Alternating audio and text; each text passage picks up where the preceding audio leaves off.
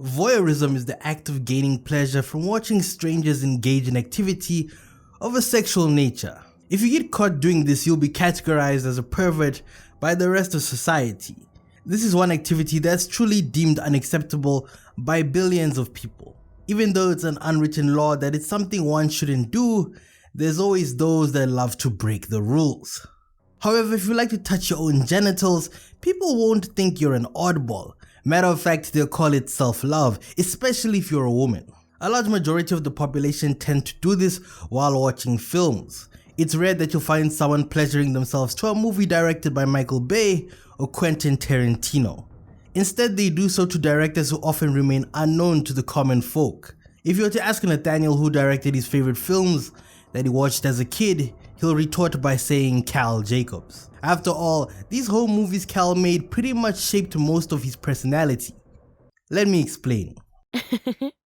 The Big Dipper. I like movies. We all like movies. Some people just tend to have an affinity for those that are commonly associated with 3 X's. The ones that star women who don't mind getting semen plastered all over their face in order to pay their rent. To each their own, I guess. Nate is violent. He's an angry man standing at over 6 feet. His anger stems mostly from the movies he grew up watching. And no, these weren't films containing shootings, sarcasm, or snarky remarks. Instead, they were cast with tons of naked men who happened to be filmed without their consent, doing things in positions that from an outside perspective look humiliating. These movies that he spent most of his time watching belong to his father, Cal Jacobs. Now you see, Cal is an interesting character in the show. Cal, just like some of you watching, has a lot of skeletons in the closet.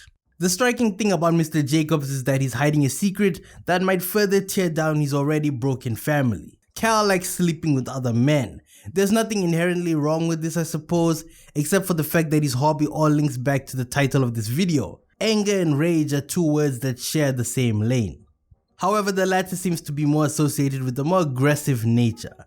Aggression is a word that may as well be synonymous with the 2 characters of discussion. Nate's anger is multi-layered. His character reminds me of the stereotypical bully who secretly craves affection, but due to their internal conflict, they don't know how to ask for it in any way deemed acceptable by society, so instead they do what a bully does best. They invite attention to themselves by provoking bystanders and everyone and anyone minding their own business in order to feel better about themselves. We see his desire for affection with his on and off again relationship with Maddy, sometimes praising her with admiration, then acting cold and distant whenever he feels the need to. Consumption of such content affects pair bonding between intimate couples. There's a reason why Nate was struggling to keep an erection during this scene.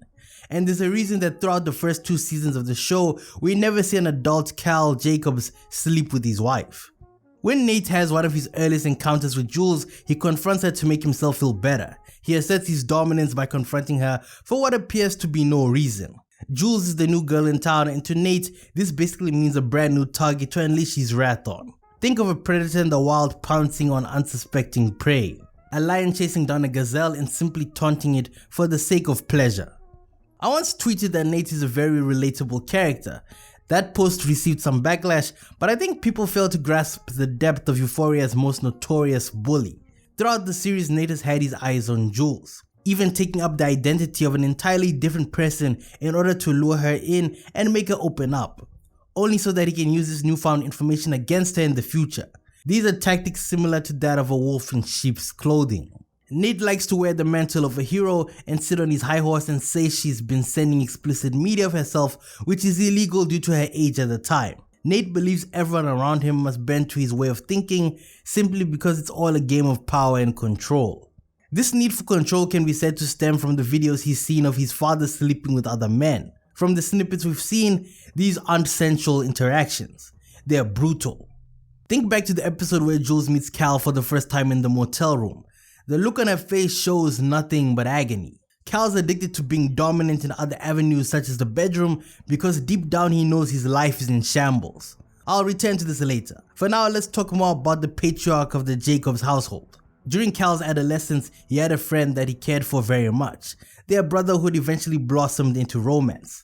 This was the first time Cal experienced such feelings of admiration for the same gender.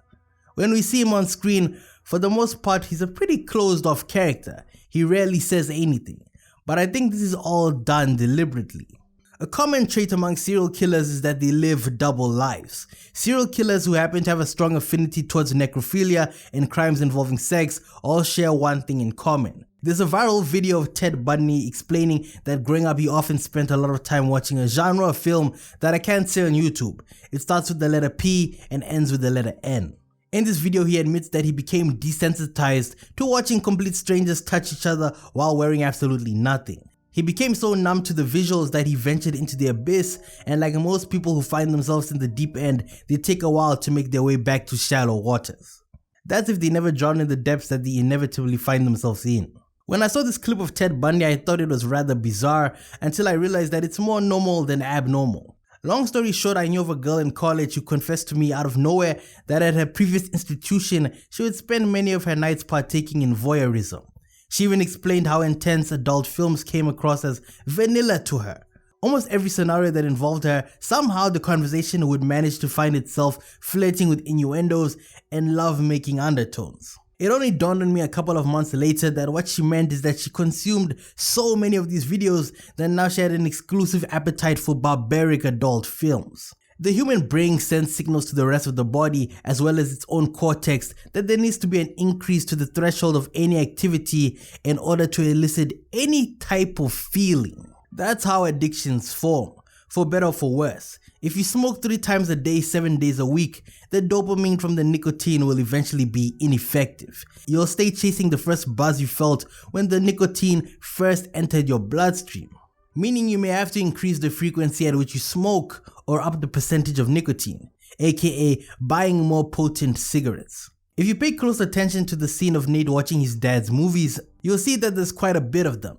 The implication here is that Nate has seen most, if not all of them. My cigarette reference from earlier applies to this scene. Since childhood, Nate has been struggling with being a male figure. People have labeled his character toxic, his mannerisms and persona all lend their hand in him being painted as a vile figure in the realm that is Euphoria. But what if that's the whole point? Nate is a cautionary tale of what happens when unsupervised children consume media that can hardwire their brain to be fond of self-sabotaging practices. It's interesting to note that Aaron has a problem with violence as well. It's implied that Aaron is basically a carbon copy of Nate's personality, except it's more palatable.